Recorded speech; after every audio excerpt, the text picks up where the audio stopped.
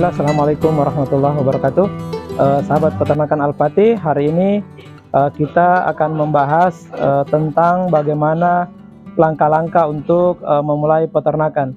Jadi untuk teman-teman ke depan ketika kita ingin membangun sebuah peternakan, setidaknya ada beberapa langkah yang harus kita ikuti. Yang pertama adalah sebelum kita terjun ke dunia peternakan, maka kita harus belajar mengenai ilmu tentang peternakan.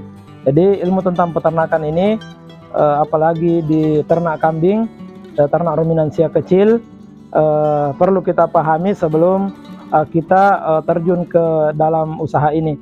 Karena banyak dari teman-teman yang selama ini beternak tanpa ilmu, maka ketika berjalan peternakannya, maka banyak kendala-kendala yang mereka dapati ketika beraktivitas di dunia peternakan, sehingga bahkan ada dari kondisi terburuk mereka mengatakan bahwa saya tidak cocok beternak kambing, kambing itu susah diternak. Padahal ketika kita ilmui, istilah yang keren kita populerkan selama ini adalah beternak dengan ilmu menyenangkan, beternak tanpa ilmu akan membuat kita sengsara.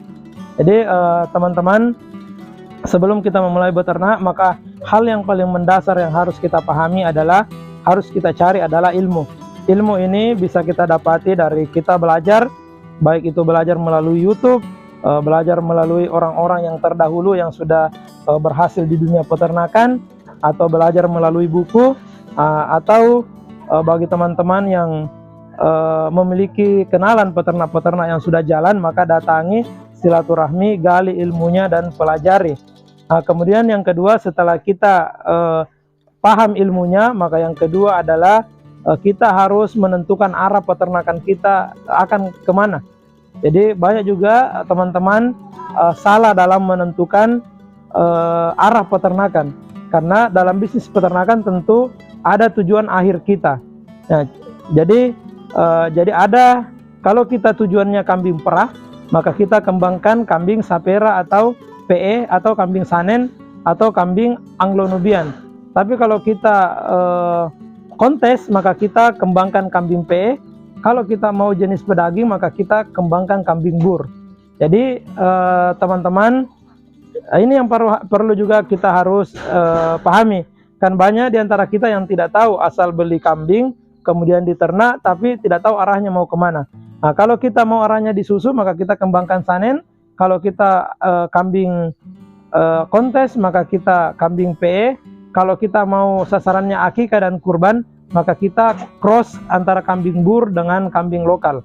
Jadi selanjutnya yang ketiga adalah kita harus memiliki mentor. Jadi mentor ini diperlukan ketika kita mengalami kebuntuan dalam beternak, maka ada tempat kita kembali untuk bertanya, baik itu masalah manajemen, baik itu masalah ilmu, baik itu masalah pakan, baik itu masalah kandang. Kita punya mentor untuk kembali bertanya ketika mengalami kendala dalam beternak. Nah, selanjutnya yang keempat adalah pakan. Jadi teman-teman peternak juga perlu pahami bahwa pakan ini adalah hal yang sangat menentukan bisnis peternakan ke depan bisa berhasil atau tidak. Ketika pakan ini kita bisa kelola dengan bagus, kita bisa modifikasi dengan baik, maka kita bisa mengalami untung yang banyak, atau kita bisa menekan biaya kita dalam beternak. Karena 70% biaya yang kita gunakan itu diserap oleh pakan. Kemudian 70% keberhasilan kita beternak juga diakibatkan oleh pakan. Karena pakan ini bisa, ketika pakan itu salah, bisa kambing kita mengalami keguguran. Kalaupun dia hamil, bisa melahirkan tapi tidak punya air susu. Jadi ini pakan juga perlu kita pelajari dengan baik. Jadi di sini di peternakan Al-Fatih, pakan itu kita bagi dua, ada pakan utama dan ada pakan penguat. Jadi pakan utama itu dia bersumber dari hijau-hijauan, baik itu indigo vera, kaliandra, lamtoro, gamal, turi, kemudian odot, pakcong, dan jenis-jenis rumput lainnya. Itu yang kita jadikan pakan utama. Kemudian kita menggunakan konsentrat sebagai pakan penguat. Jadi kemudian setelah kita memahami pakan, maka perlu kita membangun kandang. Jadi setelah ada pakan, maka kandang yang harus kita siapkan. Jadi kandang sebenarnya tidak perlu terlalu mewah, tidak perlu juga terlalu bagus. Yang jelas konsep kandang, ketika panas maka kambing tidak kepanasan, ketika hujan maka kambing tidak kehujanan, ketika dingin maka kambing tidak kedinginan. Kandang tidak tercampur antara kotoran dengan tempat tidurnya. Jadi minimal kandang ada balai-balainya untuk kambing bisa beristirahat.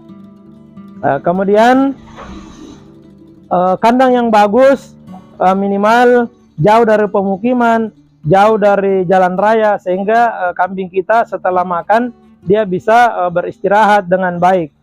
Jadi teman-teman, setelah kandang barulah kita menentukan kambingnya, barulah kita membeli kambing. Jadi kambing di sini juga perlu kita jeli dalam memilih, karena banyak teman-teman juga yang hanya melihat besarnya, hanya melihat murahnya, sehingga dia membeli kambing itu dengan alasan peternak pemula. Padahal bibit kambing sangat menentukan bagaimana ke depan peternakan kita bisa berjalan. Karena kapan kita salah memilih bibit kambing, maka kita akan kesusahan, baik itu di pengembangbiakan, baik itu di genetiknya, baik itu di reproduksinya, maka kita akan kewalahan di situ. Kemudian setelah kambing, kita harus menentukan pasar. Jadi pasar ini, kenapa banyak juga teman-teman yang beternak dia tidak bisa mendapatkan hasil yang maksimal, karena dia tidak bisa menciptakan pasar sendiri. Jadi mereka kadang dikerjai oleh tengkulak yang mengumpul kambing berdasarkan keinginan si tengkulak. Padahal ketika kita mampu menciptakan pasar, maka kita bisa menjual ternak-ternak kita sesuai dengan harga yang kita inginkan. Kemudian selanjutnya kita bisa tips selanjutnya adalah bagaimana kita bisa memanfaatkan produk turunan dan produk limbahnya. Jadi kalau seumpama kita di beternak kambing perah, maka produk turunan yang bisa kita kembangkan adalah susu. Jadi susu bisa kita buat susu yang original, bisa kita juga buat susu yang varian rasa, kemudian bisa juga kita buat es krim dari susu. Alhamdulillah di peternakan kita, peternakan Al-Fatih, kita sudah memodifikasi susu. Kemudian susu kambing kita jadikan pizza, susu kambing kita jadikan es krim, kita jadikan juga bahan roti. Ke depan insya Allah kita akan mencoba memodifikasi lagi dari susu untuk lulur, kemudian bisa juga kita buat untuk sabun. Selanjutnya adalah kotorannya. Jadi selain produk turunan, ada juga limbah dari hasil peternakan, yaitu kotoran. Kotoran kambing ini ketika kita lihat sekilas ini tidak ada harganya, tapi ketika kita kumpul kemudian kita olah, kita fermentasi, maka dari kandang ini bisa mendapat penghasilan yang sangat luar biasa. Jadi biasanya di peternakan Al-Fatih itu menggunakan limbah kotoran kambing sebagai pupuk untuk tanaman-tanaman jangka panjang. Jadi kita karungkan, kemudian kita jual 25.000 per karung. Tapi ketika kita ingin harga yang lebih tinggi, maka kita giling lagi menjadi tepung, kemudian kita jual per kilo, itu harganya Rp15.000. Jadi teman-teman, ke depan ketika kita ingin beternak, maka kita harus menguasai ilmu, kemudian menentukan tujuan kita, kemudian mencari mentor yang tepat, kemudian menanam pakan, kemudian membangun kandang, setelah itu memilih bibit yang bagus, kemudian kita harus mampu menentukan pasar, kita menciptakan pasar, dan yang kedelapan adalah bagaimana kita bisa memanfaatkan produk turunan dan limbah sehingga dalam bisnis peternakan ini kita bisa meraih untung yang maksimal sehingga kala penampilan tidak kalah penghasilan. Majulah peternakan Indonesia. Assalamualaikum warahmatullahi wabarakatuh.